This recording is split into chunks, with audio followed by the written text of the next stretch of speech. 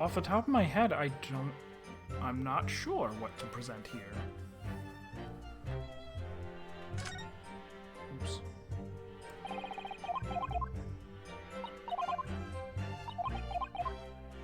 Focus on the fact that he is lying.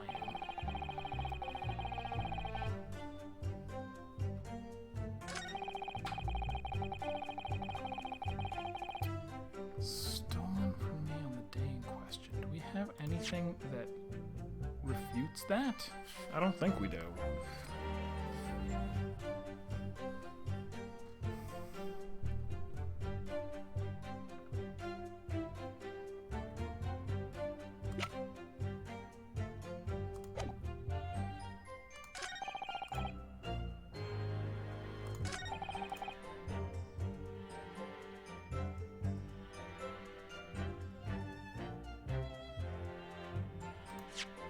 If it was taken by police, how do I have it, by the way?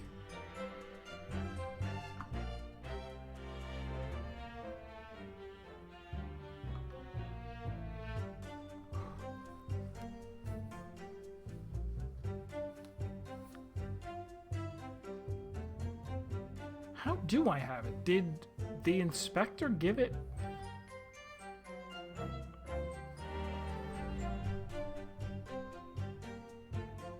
Objection! Okay, it wasn't that.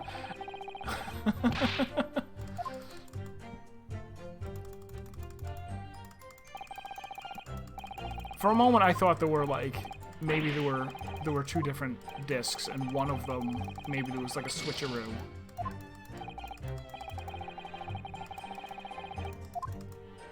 Get out of here.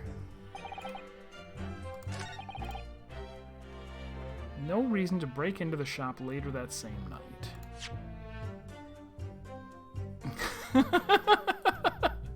How about I do it anyway? Let's, and say I did. Because I did.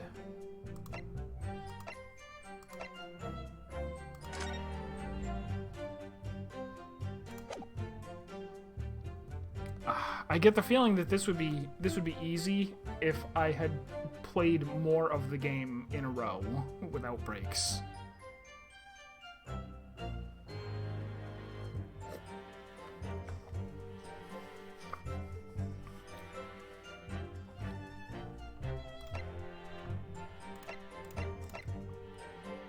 Because I was surprised when we brought this guy back. I was like, what did he have to do with anything?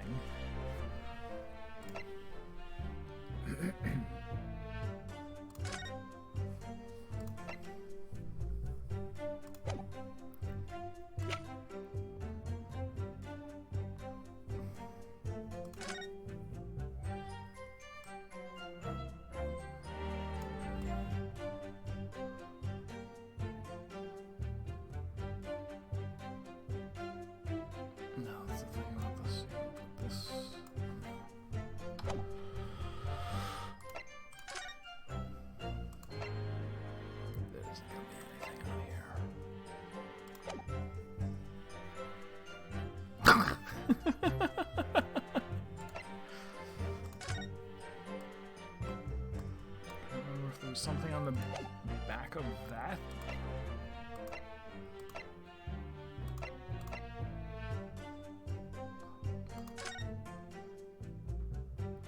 Date deposited 13th February.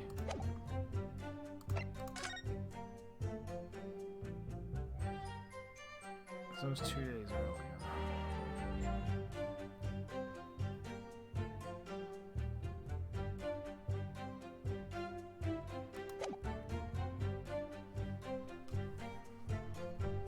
No reason to break into the shop later that same night.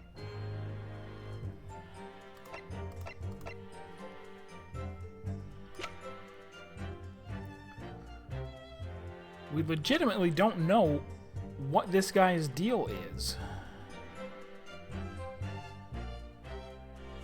We know he went in there with the two Skulkin brothers.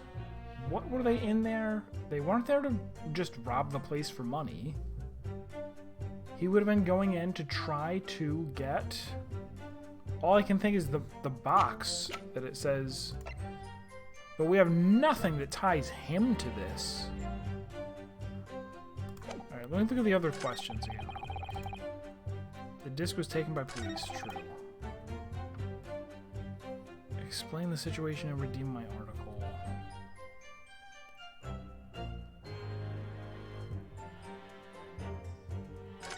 He didn't have the ticket, he's like. She took the ticket. We did prove that the jacket isn't really his. Because he went to put it on and it was too small for him.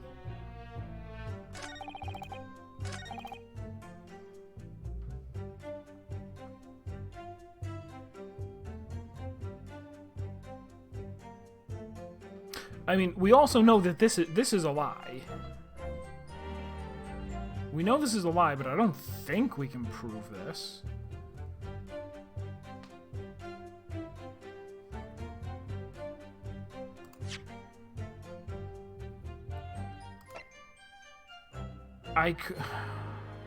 It's kind of roundabout, but it's like I could submit this and say, no, we're sure that it was McGilded that pawned the coat, not you.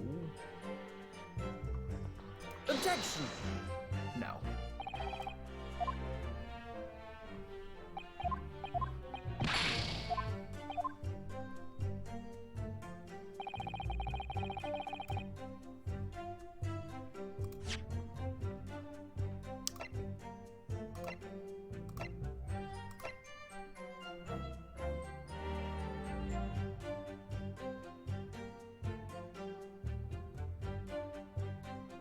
Submit this to anyway? No. Incorrect.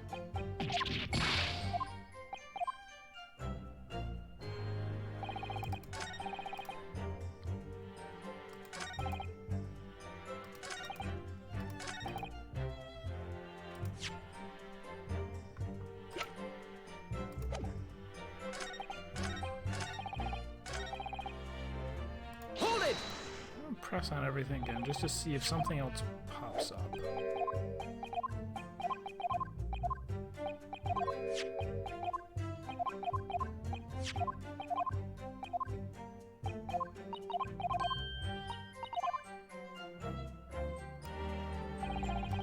Hold it! Objection! Objection!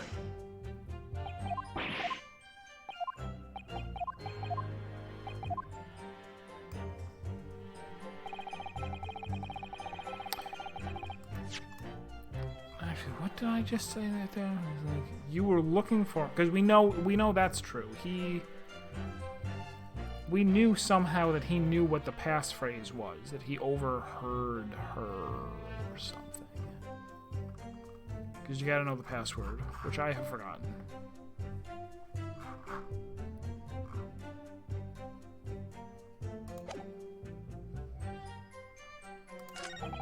Oops.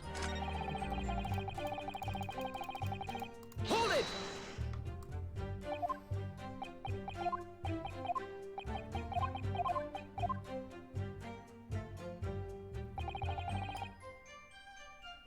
Hold it! Is that right?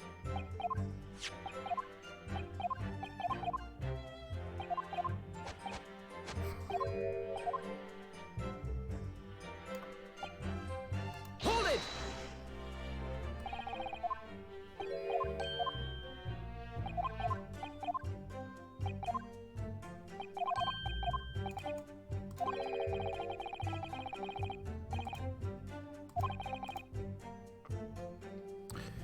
So that would seem to suggest that this really is the one that I have to disprove. That there's something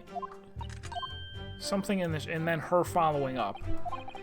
There's evidence that I have that I can present on statement number 5 that says there was another reason for him to break into the shop.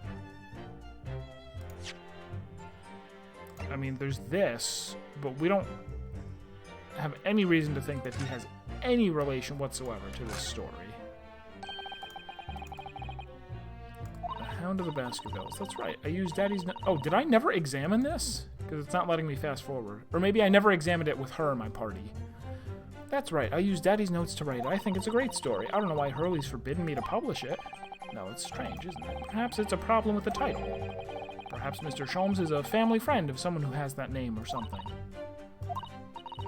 Well, it doesn't have quite the same ring to it, but I could change it to the Hound of the Naruhodos. Fairly sure Mr. Sholmes is a friend of someone who has that name, too.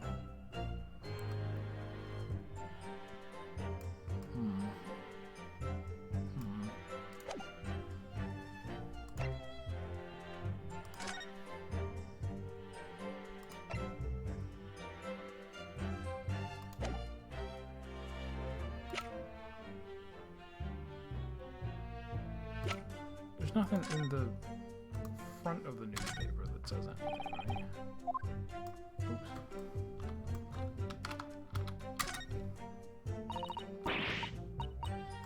How awful for June to discharge that.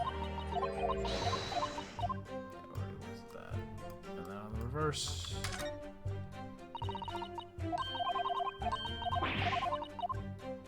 Which has nothing to do with our case yet.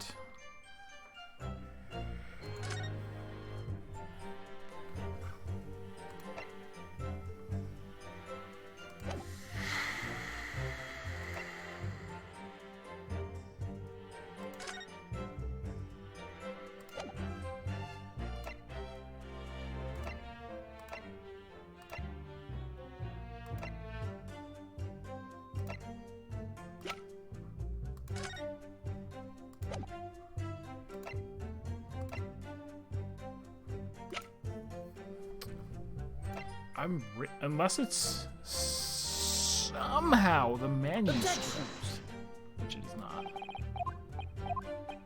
I am well and truly stumped.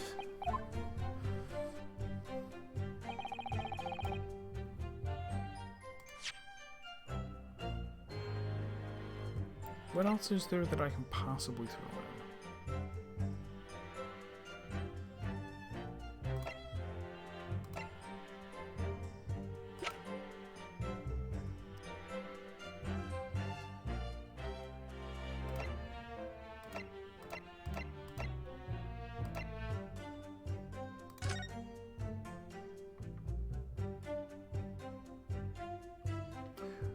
We think that he might have moved these books? That they're like, oh, somebody threw me over the counter and I knocked all the stuff over. And it's like, no, maybe he showed up here so that he could rifle through that book. Objection! Nope, that wasn't it. And I died. Damning, you say? I see your trembling hand. Knees weak, arms are heavy, mom's spaghetti.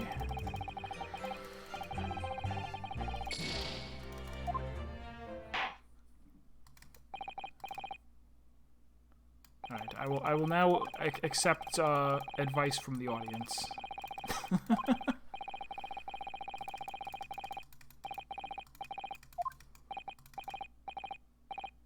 Oh, that's right. There's a very long you died sequence. Guilty. Guilty. Guilty. Guilty. Guilty. Guilty.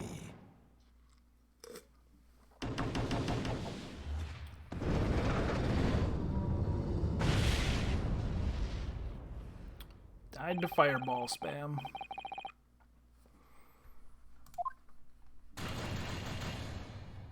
Alright, well, who does have unbiased conjecture?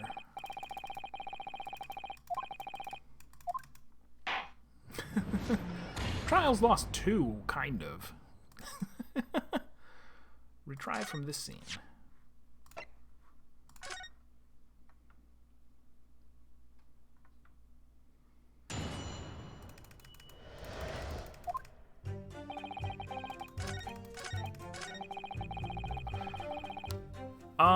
They haven't all been from no, not all of them. The guy who's wearing a stereoscopic lenses is new. And the Russian guy is new. Well, we've seen his picture back in case 2, but he wasn't on the previous jury. And actually, the first guy also was not on the previous jury. His wife was. It didn't happen in this timeline, so now we're back to Trials Lost Zero.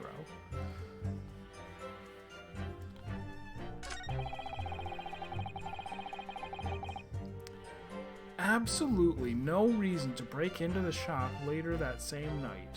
Hold it! I don't know why I pressed on this again.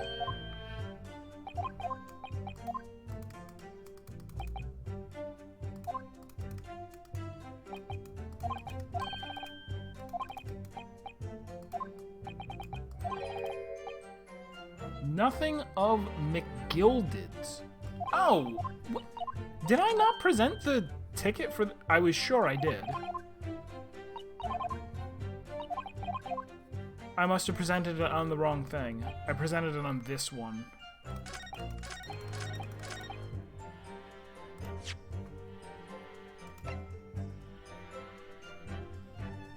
Objection!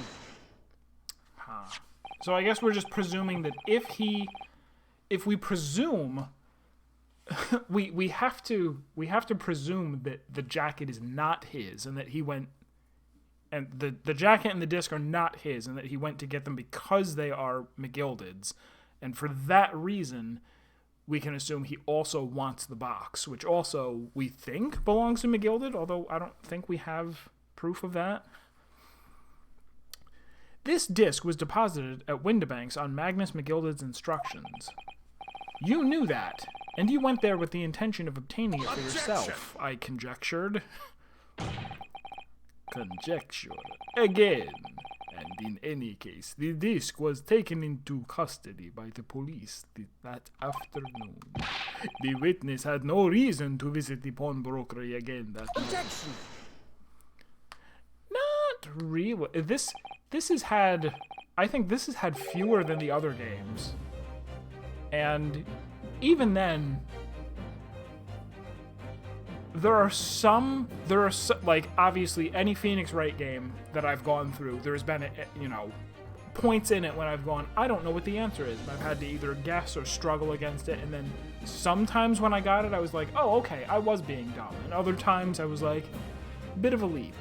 I wouldn't say that it has, given how long the series has been going on and how difficult it is to write a good attorney mystery, I think it's had fairly few. Sorry, my learned friend, but that's not true. What? Mr. McGilded had another article in pawn at Windibanks, as this second pawnbroker's ticket proves. Oh. There were 2 articles belonging to Mr. McGilded in Windibank's pawnbrokery, and the reason you broke into the shop that night was to recover the second one. Together with your 2 accomplices, the Skulkin brothers. This is the second ticket, is it? What had the man deposited? The article description reads 1 small box. A rather vague description, it seems to me. Are you suggesting that I broke into the pawnbrokery with these clowns in order to steal some trinket box? I believe there are adequate grounds to suspect that you did.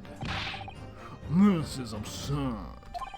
Why on earth would I do such a thing? Once the article had been forfeited, I could simply walk into the shop and purchase it. There would be absolutely no need for me to resort to theft. That's a good point. Indeed, the witness makes a solid argument. So that means that for some reason, this Graydon fellow needed the small box that very night, does it? Objection! It's time to put an end to this nonsense, my lord. Could you be a little less cryptic, Lord Van Zieks? I do hate to ruin my learned friend's argument, but the truth is quite incontrovertible. On the night in question, no small box was taken from Windebank's pawnbrokery. And rest assured, the prosecution can prove it. What? Good gracious! Inspector, show the photographic prints to the court, if you please. Yes, sir. What prints? These prints were taken from one of the detective's security cameras. Then why didn't you show me them beforehand? Haven't you ever heard of Discovery? Ah, Hurley's red-handed recorders again. Oh, yeah, so far today, none. Faded is keeping a very close track of the number of cups being thrown in total. As previously explained, using this plan of the shop layout. Or at least in this trial. The victim's establishment was furnished with automatic cameras in two locations. One was set to capture the counter where Mr. Windebank received his customers, and the other was set to capture the shelves on which articles were placed for sale once forfeited. According to the information on this ticket, the gilded small box had been forfeited already 2 days before the incident at 9 p.m. on 13th April to be precise, which means it would have been on the shelves of the forfeited items on the shop front. Now, what I have here is a print taken by one of the cameras about 2 hours before the incident. That's at 11 p.m. on 15th April. The victim certainly had a very full shop, it would appear. And then here we have another print. Gee, I wonder what we're going to do with these two. This one was taken about 2 hours after the incident. It's almost like this was released on the 3DS, and they were just looking for any opportunity to go, but look at it with your third dimensions. I see. So we have two pictures to compare. Though I must say that placing them side by side leaves me cold. Dear me, that's starting to make my head ache. Obviously, at Scotland Yard, we considered theft as one possible motive in this case. We explored the possibility that something had been taken in addition to the victim's life. So your men have already compared these two prints thoroughly, Inspector? Did they cross their eyes? Yes, sir. We counted every single item in each of these two photographic prints. Alright, let me do it. Let me do the thing. Can I do it? We've established that I'm not very good at it. Oh. They made it real easy. It's the little black thing in the corner, bottom right. Not even close to the same position.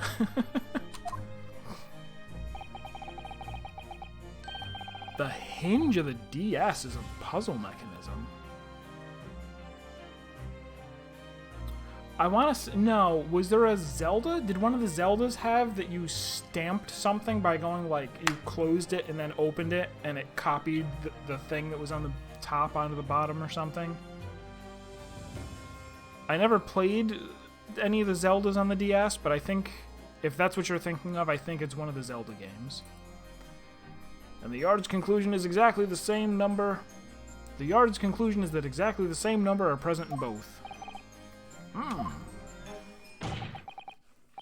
In other words, nothing was taken from the pawnbrokery on the night in question, and my learned friend's assertion is nothing more than a hopeful fantasy.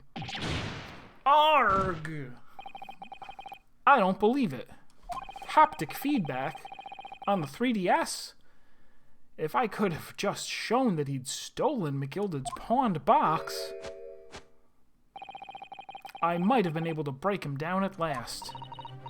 You know what, Runo? I've been thinking.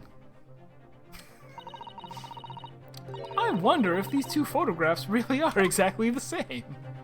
This is a Phoenix Wright staple. To go, the characters are going to take a super long time to catch on to the thing that you immediately know. What? So, counsel, in light of the evidence put forward by the prosecution, what is your position? It seems that, in fact, on the night in question, nothing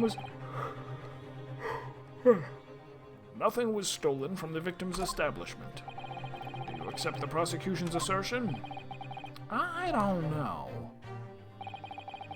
Could there be some hidden discrepancy in these two photographic prints somewhere?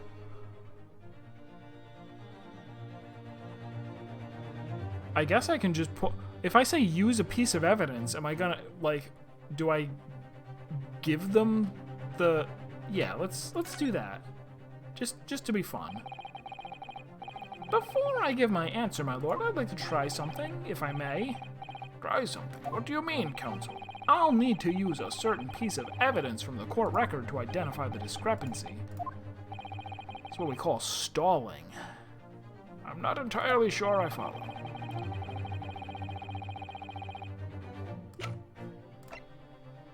Take that! I'd like to use this device, my lord, to view the two prints stereoscopically. Ooh! Yes, you've caught the bug at last. You can't resist it, can you? You've got the cross-eyed compulsion. Juror number 3, what a surprise. Come on, Runo. Let's put the pictures in place and see what this wonderful contraption shows us. There we go. Now, look through the eyepiece. Yeah, I wonder if they did that, if they're like, just in case you are super bad at these, you can use the device and it'll find the discrepancy. I wasn't sure if I was sure at first, but there's a clear discrepancy between these two prints. What? You must identify the location in question for the court, counsel. Indicate the precise location of the discrepancy of which you speak. Take that! Take it. Oh, there's been a lot of args. Granted, these two prints are almost identical, but this is not hand grenades or horseshoes. However, there is one minor discrepancy between them. What? When you view the two pictures stereoscopically,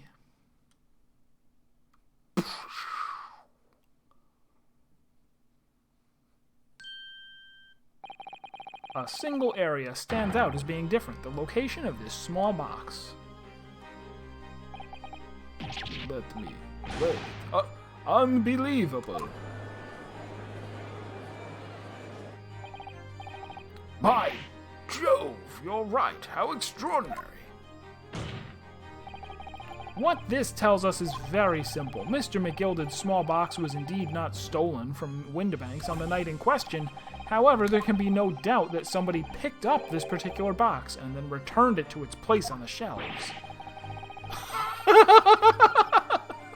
I'm waiting for that. Please do that. Now that Faded said it, please do it. Are you suggesting that the small box originally deposited by Mr. McGilded is in fact...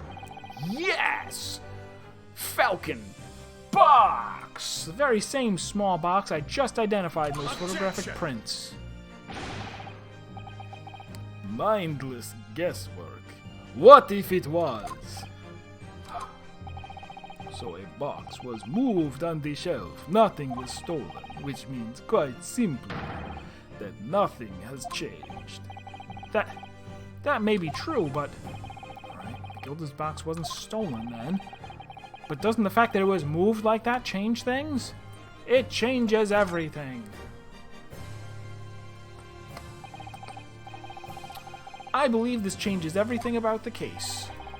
How can that possibly be? The crucial point is the fact that what was moved was a small box. In other words, we have to consider what might have been inside that box. What are you suggesting?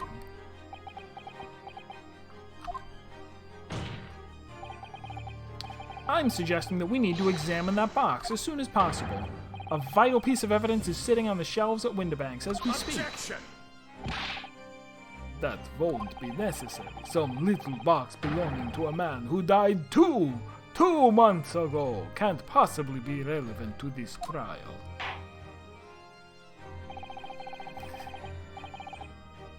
It doesn't change it from being a murder case. It might, though. You don't know. The court does not uphold your objection, Lord Van Zieks. Bailiff, arrange for an officer to go to Baker Street at once. Obtain the small box in question and bring it back here for further examination.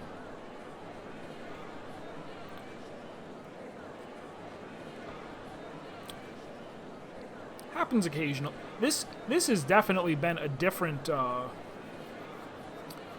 type of judge than you see in like the early Phoenix Wright games. He hasn't been What is this Walkman you're talking about? We should have a report within half an hour. I think perhaps we should recess for a short while until evidence is brought forth. To be hoodwinked by such a farce. Disappointing. I beg your pardon, Lord Van Zieks. This is nothing but a smokescreen, a Nipponese specialty, it would seem. What are you trying to say? Something racist? My learned friend has persisted with the same line of reasoning from the very beginning, that this witness's intent was to steal an article belonging to Mr. McGilded from the pawnbrokery. Yet common sense tells us that none of the articles have value enough to be worth stealing in the first place. Exactly. It would be beyond absurd to break into a place for the purpose of stealing such commonplace property. What? Still in it. If your lordship recalls, Mr. McGilded perished two months ago, immediately after the conclusion of his trial. A trial in which he was found not guilty. A trial in which it was established he was the upstanding member of society his reputation implied, in fact. So I propose a toast to my learned friend and his most insightful defense. The articles this upstanding member of society pawned were entirely ordinary. A black overcoat that just happened to have a music box disc in one of its pockets, and a small box. Illegal things cannot be held within boxes, naturally. I assure you, I wouldn't accept even if the man tried to make a gift of such things to me.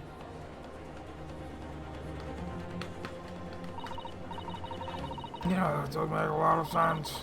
Oh, that is of those golden jewels, is it? How good as those, Mr. McGill was watching up. But you can't deposit cash on a pawnbrokery, I'm quite sure of that. The prosecution's argument is undeniably compelling. It is incumbent on the defense now to bolster its argument. To explain what possible significance these commonplace articles pawned by this fine citizen could have. Well, counsel, is your argument in fact then demonstrable? Are you able to show proof that the disc or its box are in any tangible way related to this case? Well, how about we wait till the box gets here, obviously. Why would I answer this now? What's the matter, Runa? We know that they're related, don't they? They're both vital pieces of evidence. Yes, of course. You and I both know that. An indefensible pile of conjecture. But enough talk. Have at you. With our court weapons. And a hat. We know McGilded's true character, and we know the disc is significant, even if we don't know why. But if we explain all that to the court at this point, we'll have to acknowledge that McGilded's acquittal 2 months ago was a mistake. That the defense's argument was flawed, based on false information. Oh no! And that would mean admitting Gina committed perjury. But Ginny, could it be that Van Zieks knows? Is that why he's throwing wine glasses? Because he anticipated everything? But maybe this could be a great opportunity for us. Sorry? What do you mean, Iris? Well, what is it that you always say, Runo? Sooner or later, the truth comes out, every time. Alright, the exact significance of the things that Matilda deposited with Mr. Windibank is something that only Gina can explain to the court. But if I put her on the stand to testify about that, it could critically damage our chances of winning this case.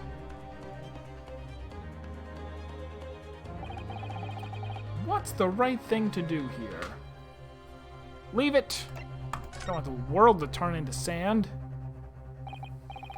No, I can't get Gina to testify about this. If I did, she'd be forced to admit that she's guilty of a serious offense already. And for a pickpocket like her, that would surely be the nail in the coffin as far as this trial is concerned. So you're not going to call Ginny then? Well, to be honest, I was on the verge of deciding not to. But thou must. We have to uncover the truth here. And in order to do that, we might have to suffer a few consequences along the way. Can't make an omelet without breaking a few sand eggs. In other words, there's only one course of action for us to take here, despite the fact that I was given a choice. My lord, the defense would like to make a proposal. Oh, what proposal, counsel? While the court awaits the arrival... Why can't we just sit here and tap our foot, twiddle our thumbs? Whip out your mobile phone and play Wordle. While the court awaits the arrival of Mr. McGilded's small box, I would like to call the defendant, Miss Gina Lestrade, to the witness stand. The Phoenix Wright combo video?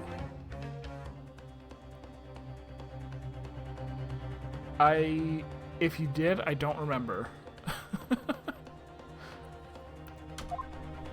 The defendant? To what end?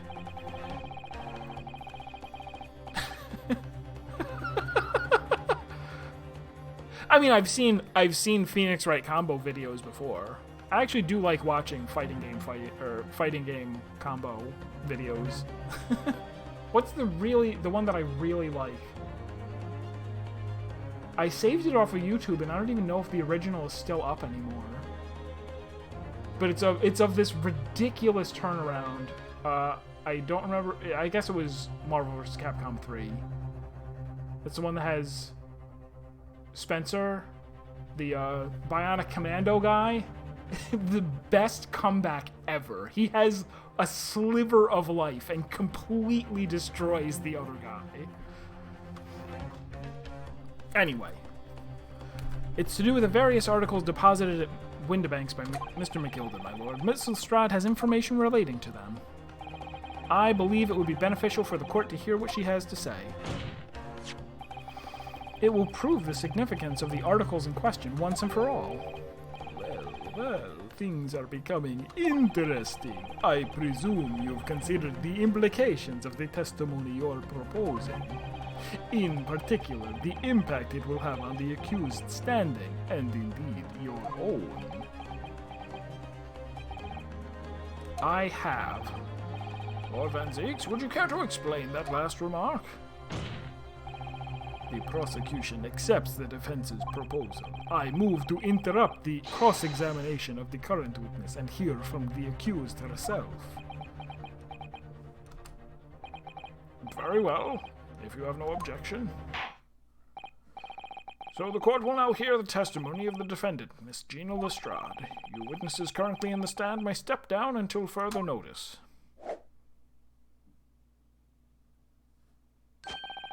You don't have a hat. What did you just do? Then I shall bid you good day. Wait. You, sir, shall remain in the stand while Miss Lestrade testifies.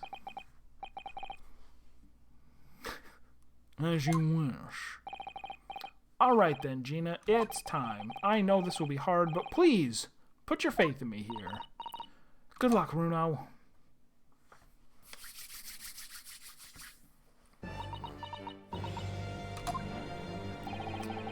The articles that Mr. McGilded had deposited in Windibank's pawnbrokery are intimately related with the omnibus case, the trial of which was heard in this courtroom 2 months ago.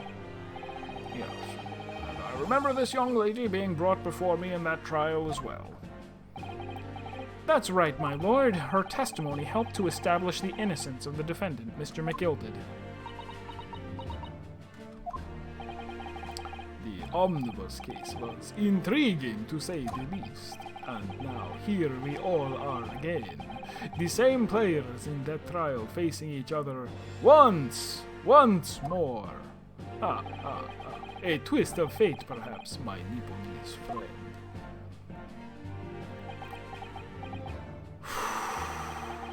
Allow me to recap the events of 2 months ago. An old brickmaker was stabbed to death in an omnibus running along London's winter streets. Apart from the victim, there was only one other person in the carriage, Mr. McGilded. Naturally, he was the prime suspect for the murder. But as the trial progressed, another possibility emerged. That the murder in fact took place above the defendant's head, on the roof deck, with the body then being dropped through the skylight into the carriage below. It was Miss Lestrade whose testimony brought that possibility to light. At the time of the incident, Miss Lestrade was concealed under a seat in the carriage, hoping to pick the pockets of unsuspecting passengers. Then, immediately after the trial, having been acquitted of the murder, Mr. McGilded died in this very courtroom in the most extraordinary of circumstances.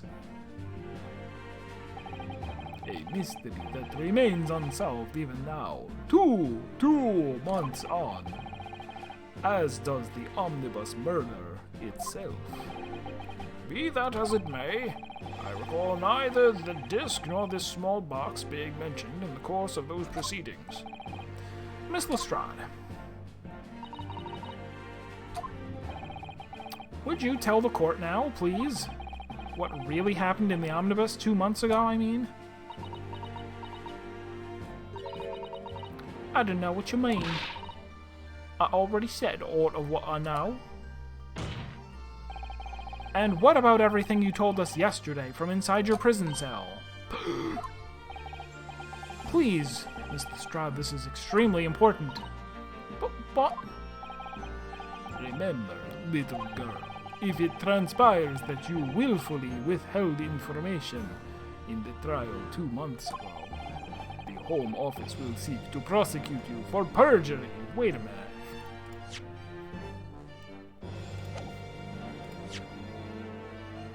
Withheld information? That's not perjury!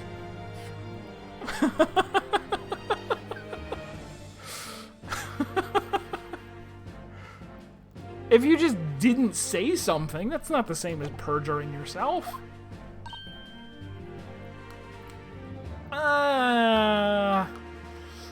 Objection. I object. And naturally, you will lose all credibility as a witness. Although, let's face facts, you have little credibility to lose. Jenny, don't listen to him. Please, you have to trust Runo now. Iris? Iris? We're on your side. Alright then. I'll talk. It's the right choice, Gina. Well, it would seem that my learned friend is hell-bent on bringing the entire courtroom down about his ears. So be it. I must confess that I'm struggling to understand what on earth is happening here. However, it would appear that Mr. McGilded's pawned articles and that extraordinary case of the omnibus harbor secrets of which we have been hitherto unaware. Lying in the witness stand means losing all your credibility. No one will ever believe you again. Any testimony you give after that, they'll just disregard it. I believe Odd Garrett is making reference to every single Phoenix Wright case in existence. Where perjury is immediately followed by people saying, let me testify again. Let me try that again, perjury. Let me try that yet again, perjury. Let me try that one more time, perjury. So, Miss Lestrade, you will now give your testimony before the court about the events of 2 months ago. You will reveal the truth, a commodity sorely lacking in your original statements. This is it, then. Everything's going to come out, like Van Zieks said. This could bring the whole courtroom down about my ears, but as a lawyer, I have ear covers. I have an armband that has 2 ear bands hidden inside it for protection. Truth is that Brickmaker Cove was in the cabin of the omnibus the whole time. When the Californian dragged me out from under the seat, I saw that disc on the floor. All of a sudden, I heard a scream from over my head, and that pair on the roof deck went off to call the stops. That's when McGilded slipped the driver some tin to do a run to the pawn shop roundabout. Oh, he gave it to the omnibus driver. And then what did he give her? I don't remember. He threatened me not to switch, not to say nothing to no one about what I'd seen or heard. Now they're laying it on real thick that, my God, can you imagine somebody lying in a courtroom convicted of murder, terrorism, and perjury?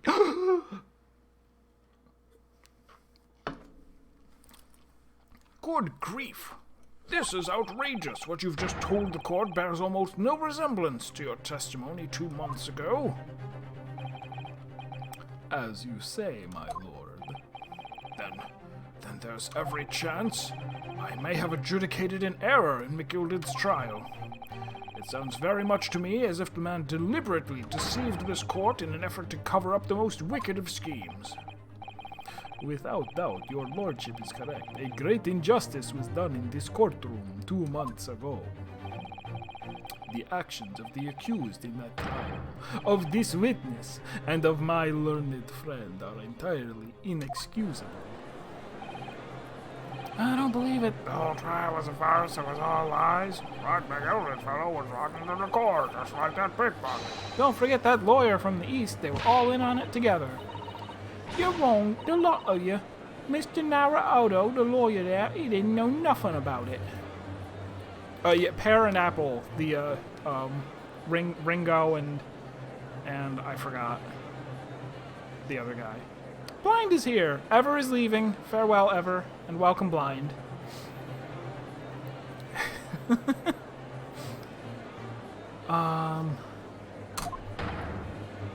Humbug! I don't think so. Are we really expected to believe that? He really stitched everyone up, didn't he? What an operation to get the man off scot-free. Unforgivable. Stop. The lies have to stop. Stop. Oh, you said stop twice. That means go. Yes, the defense made a terrible error of judgment. I intend to take full responsibility and suffer whatever consequences are deemed appropriate. However, it is imperative that the court allows the witness to elaborate on her testimony, because the true significance of McGilded's pawned articles must be brought to light. Very well, my learned student friend. Nash, I did promise. I did promise I would never forget, and then I forgot. Given the depths of calamity you have just plunged yourself into, this may well be worth hearing. Words fail me. This situation is utterly deplorable. Imagine perjury.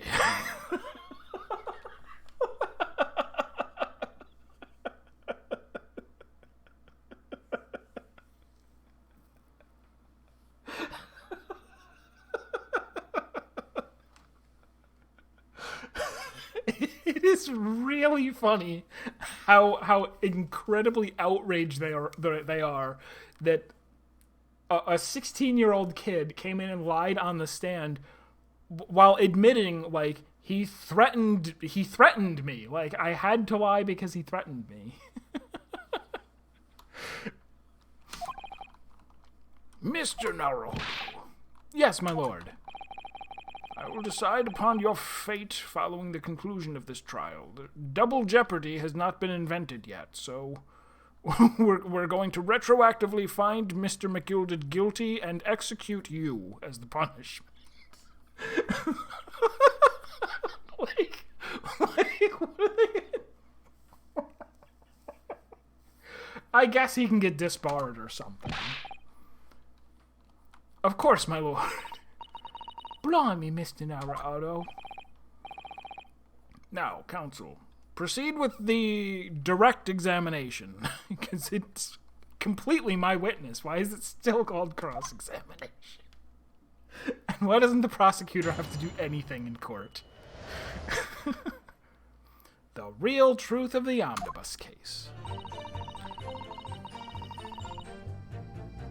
Hold it! And you were hiding in the cabin at that time as well, weren't you, Miss Lestrade? If I remember rightly, in the storage compartment underneath one of the seats. Yeah, that's right. It's pitch black under there, so you can't see nothing at all. Now, in your testimony 2 months ago, I feel certain you claimed Mr. McGilded was the sole passenger, did you not? False testimony, my lord. Have you ever heard of such a thing? That's what he told me I had to say.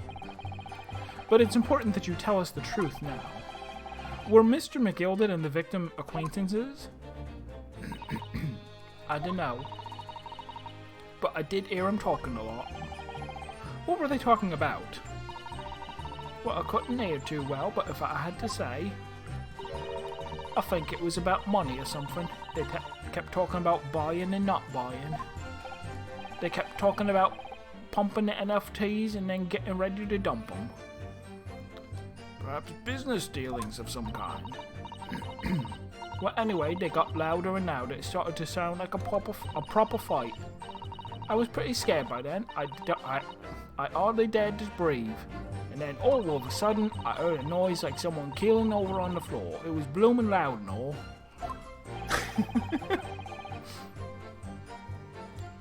Yes, we're hearing the real truth now.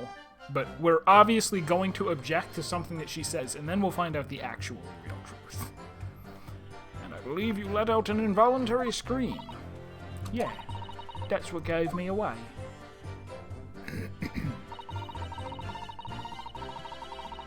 Hold it! Was the disc you saw this disc? Yeah, I reckon it probably was. It was right next to the cove line on the floor. Could this disc have belonged to the victim, perhaps?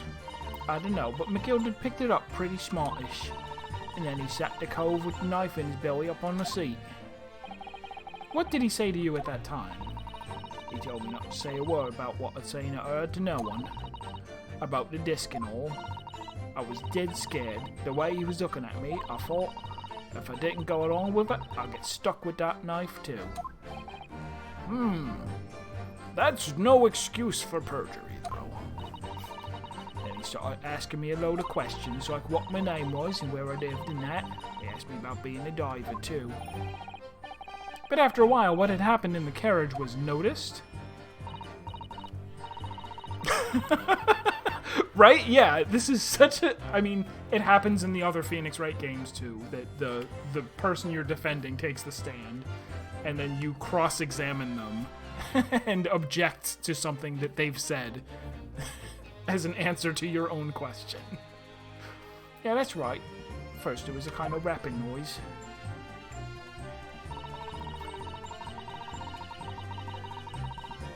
Hold it!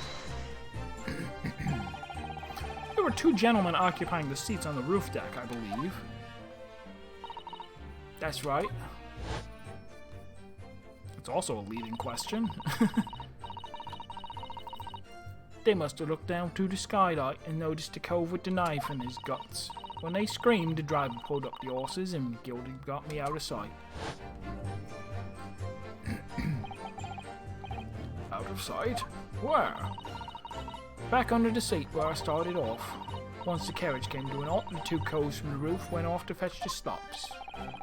If they immediately left to fetch the police, it would appear they were entirely unrelated to the incident. So that left McGilded, the driver, and you still at the scene. Yeah, only the driver didn't know I was there because I was under the seat. I heard the cabin door open and a voice from outside. The driver, yes. He also testified in the trial, I believe. A fellow who went by the... Oh, no. A fellow who went by the name of Beppo, if memory serves. What did McGilded and the driver say to each other? I don't know what happened and stuff like that, mainly.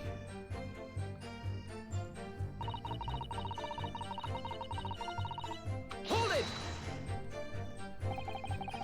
Beppo looked consistently frozen. That pawn shop obviously being Windibanks on Baker Street. Just a moment, counsel. You mean to tell me that the driver gave false testimony in that trial as well? Oh my god, he's about to have 2 heart attacks. Perhaps the excursion to the pawnbrokery Slipped his mind when he was Allow it. I'll allow it. I'll allow it. If something slips your mind, it's okay to not say it in court under oath. Whole truth and nothing but the truth. Indeed, Lord Franzix. McGilded took off his coat and gave it to the driver. He folded it up all carefully before handing it over. When I saw him do that, I remember thinking, that coat and what's in it has got to be worth a few bob. Yes, Gina was sure the disc must be worth more than Mr. Windibank was suggesting, wasn't she? I remember her quibbling with him over the price that afternoon at the pawnbrokery. The driver looked pretty happy when McGilded flashed some brass in his face. He went running off at a lick. That too! You're right. He already lied about charging 4 pence instead of 5 pence. And then he also lied about the murder. But we can overlook these things. All of them, except for hers. Then the bog trotter called to me and told me to come out from the drag's cabin.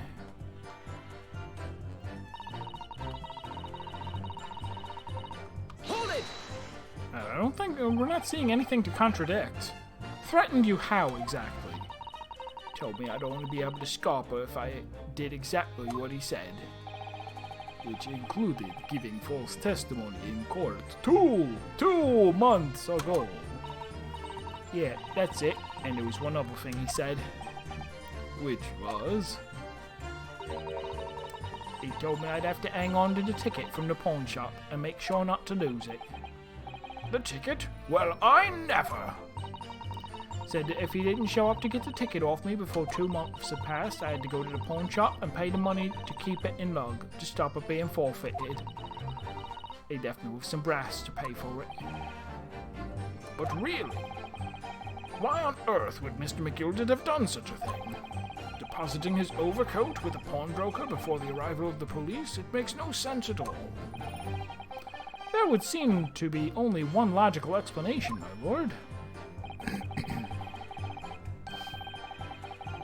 What McGilded had the driver deposit at Windibanks was something he didn't want the police to see.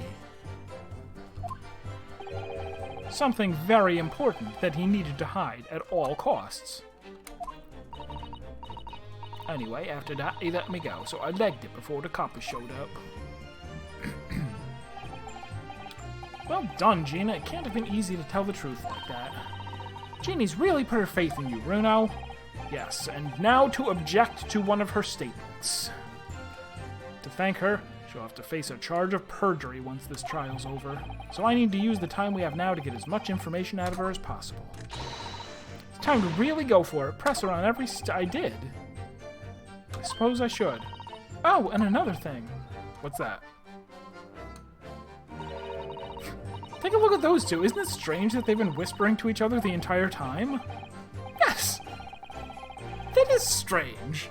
It looks like they're having a secret discussion about something. Does he? Yes.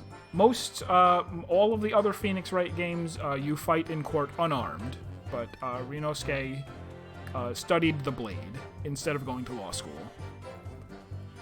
I'm not sure I'm completely comfortable with that. I wonder if there's anything I can do about it. I wonder if that means pressing on one of these statements now will have a little pop-up over there or something?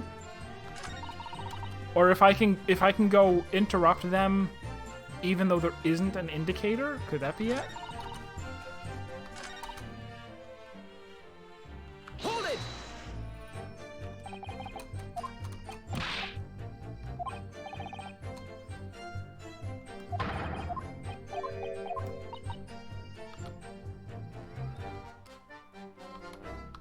Excuse me. There's something you'd like to share with the court, Inspector Gregson and Mr. Graydon. Inspector! Mr. Graydon! What? Blimey. You're trying to give me a heart attack? You're already gonna have a heart attack eating so many carbohydrates. Maybe. Sodium? Are fish salty? You have been whispering to each other for quite some time now. Tell us, what is the discussion about? Discussion? With this fella? Pull the other one, sunshine. You think I've got anything to talk about with a shady gent like this? And I have nothing to say to this uncouth detective, after he deprived me of that disc that was rightfully mine. But they've clearly been talking the entire time. I've been cross-examining Gina. It's as if they've been negotiating, he guessed, without having any evidence of that.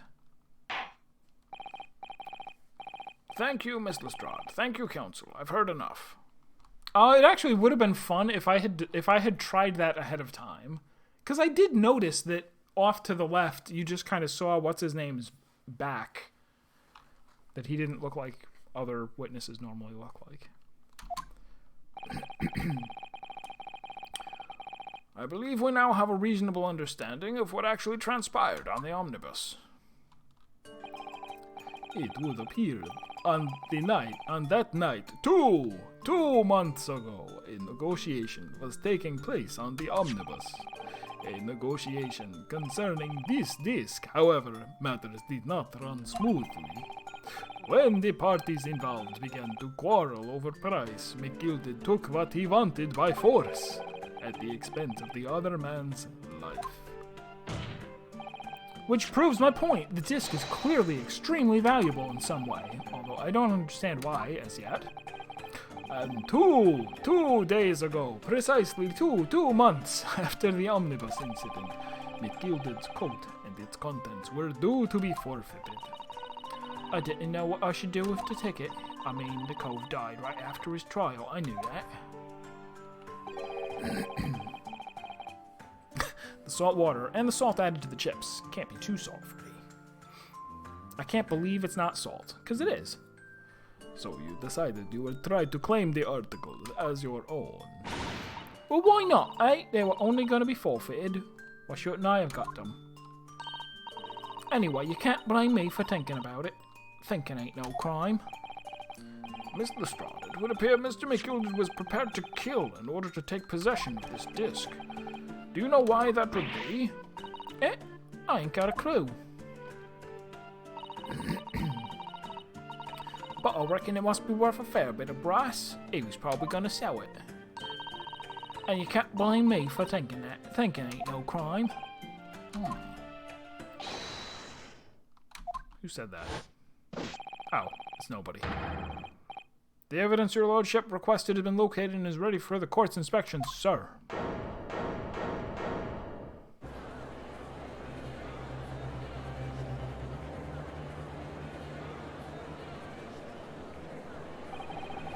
The mysterious little box deposited by McGilded 2 months ago.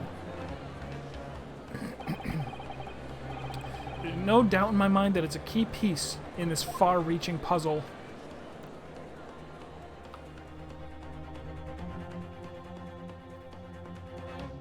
well, we'll keep going. I guess.